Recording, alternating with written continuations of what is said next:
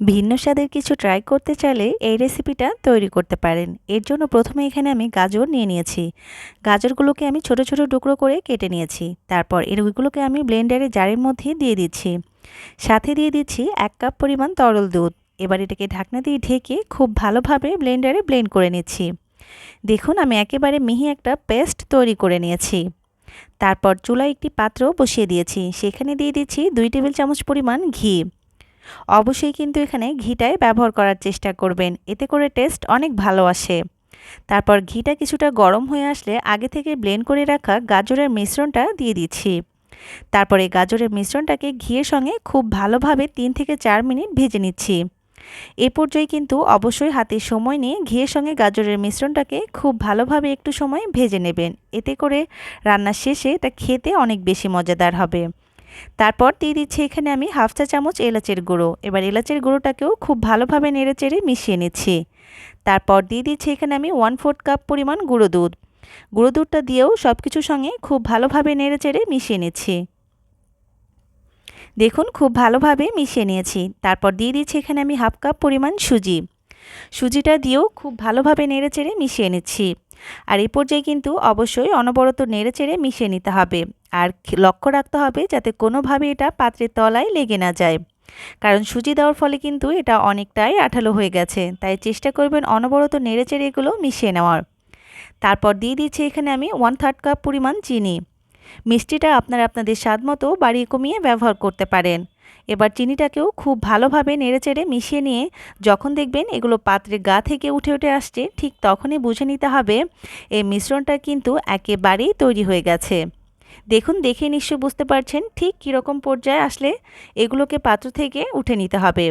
এবার এগুলোকে আমি হালকা কিছুটা ঠান্ডা করে নিয়েছি। তারপর এগুলো আমি হাতে নিয়ে খুব ভালোভাবে একটা বল তৈরি করে নিচ্ছি। আমি এই মিশ্রণটা দিয়ে গাজরের বল তৈরি করে নিচ্ছি। আমি ঠিক কিভাবে এগুলো তৈরি করে নিচ্ছি আপনারা যদি একটু লক্ষ্য করেন তাহলে বুঝতে পারবেন।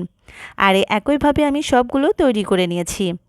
তারপর চুলায় আমি আরেকটি পাত্রও বসিয়ে দিয়েছি। সেখানে দিয়ে দিয়েছি আমি 2 কাপ পরিমাণ তরল দুধ। দুধটা কিছুটা গরম হয়ে আসলে সেখানে আমি দিয়ে দিয়েছি 1/4 কাপ পরিমাণ গুঁড়ো দুধ। গুঁড়ো দুধটাকেও খুব ভালোভাবে নেড়েচেড়ে মিশিয়ে নিচ্ছি। অবশ্যই এই পর্যায়ে গুঁড়ো দুধটাকে খুব ভালোভাবে মিশিয়ে নিতে হবে, যাতে কোনো দলাপিকে না থাকে। তারপর দিয়ে দিচ্ছি এখানে আমি 1/3 কাপ পরিমাণ চিনি। মিষ্টিটা আপনারা আপনাদের স্বাদ মতো বাড়িয়ে কমিয়ে ব্যবহার করবেন। তারপর অনবরত নেড়েচেড়ে অপেক্ষা করতে হবে দুধের এই মিশ্রণটার মধ্যে খুব ভালোভাবে একটা বলক চলে আসার। দেখুন আপনারা দেখে নিশ্চয়ই বুঝতে পারছেন দুধের এই মিশ্রণটার মধ্যে কিন্তু খুব ভালোভাবে একটা বলক উঠে এসেছে। তারপর এখানে আমি নিয়ে নিয়েছি 3 টেবিল চামচ পরিমাণ দুধ আর দিয়ে দিচ্ছি 1 টেবিল চামচ পরিমাণ কাস্টার্ড পাউডার। কাস্টার্ড পাউডারটাকেও খুব ভালোভাবে দুধের মিশ্রণের সঙ্গে নেড়েচেড়ে মিশিয়ে নিচ্ছি। দেখুন খুব ভালোভাবে মিশিয়ে নিয়েছি। তারপরে মিশ্রণটাকে দুধের মধ্যে দিয়ে দিচ্ছি। তারপর আবারও খুব ভালোভাবে অনবরত নেড়েচেড়ে মিশিয়ে নিচ্ছি। এ পর্যায়ে কিন্তু অনবরত নাড়াচাড়া করতে হবে, যাতে এগুলো কোনোভাবেই পাত্রের তলায় লেগে না যায়। দেখুন খুব ভালোভাবে মিশিয়ে নিয়েছি। তারপর দিয়ে দিচ্ছি এখানে আমি কিছুটা বাদাম কুচি। আমি এখানে কাঠবাদাম আর পেস্তা বাদাম কুচি ব্যবহার করেছি। আপনারা আপনাদের পছন্দ মতো আরও যে কোনো বাদাম কুচি ব্যবহার করতে পারেন। এবার দেখুন এটাকে খুব ভালোভাবে জাল করে নিলেই কিন্তু দেখবেন এটা আগের থেকে অনেকটাই ঘন হয়ে গেছে। যখন দেখবেন আগে থেকে এটা অনেকটাই ঘন হয়ে গেছে, ঠিক সেই পর্যায়ে আগে থেকে তৈরি করে রাখা গাজরের এই মিষ্টিগুলো এখানে আমি দিয়ে দিচ্ছি। দেখুন আমি একে একে সবগুলো গাজরের মিষ্টি কিন্তু এখানে দিয়ে নিয়েছি। তারপর খুবই আলতো হাতে নেড়েচেড়ে মিশিয়ে নিচ্ছি। আর প্রায় 10 মিনিটের মতো এগুলোকে আমি একেবারে চুলার মিডিয়াম লোতে জাল করে নিয়েছি। দেখুন দেখে নিশ্চয়ই বুঝতে পারছেন কালারটাও কতটা চেঞ্জ হয়ে এসেছে। তারপর এটাকে চুলা থেকে নামিয়ে একেবারে সম্পূর্ণ ঠান্ডা করে নিয়ে পরিবেশন করে নিচ্ছি। অবশ্যই কিন্তু পরিবেশনের আগে সম্পূর্ণ ঠান্ডা করে নিয়ে পরিবেশন করবেন, কারণ এটা ঠান্ডা ঠান্ডা খেতেই কিন্তু মাশাআল্লাহ অনেক অনেক বেশি মজাদার হয়। আশা করছি আমার আজকের এই সহজ গাজরের রসমালাইয়ের রেসিপিটা আপনাদের কাছে ভালো লেগেছে। যদি ভালো লেগে থাকে তাহলে অবশ্যই গাজরের এই রসমালাইয়ের রেসিপিটা বাসায় একবারের জন্য হলেও তৈরি করে দেখবেন। খেতে মাশাআল্লাহ এতটাই মজাদার, একবার তৈরি করে খেলে বলবেন আগে কেন তৈরি করে খাইনি। চলুন এবার আমি আপনাদেরকে একটা কেটে দেখিয়ে দিচ্ছি এটা কতটা লোভনীয় হয়েছে আর কতটা সফট হয়েছে। বাসায় মেহমান আপ্যায়নে কিন্তু এটা হতে পারে ভীষণই মজাদার একটা ডেজার্টের রেসিপি।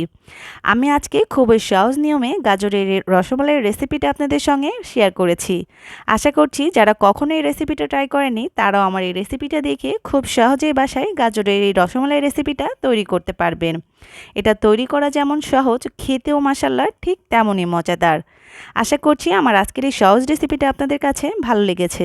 যদি ভালো লেগে থাকে তাহলে অবশ্যই বাসায় একবারের জন্য হলেও তৈরি করে দেখবেন। আজকের মতো এখানেই বিদায় নিচ্ছি। আল্লাহ হাফিজ।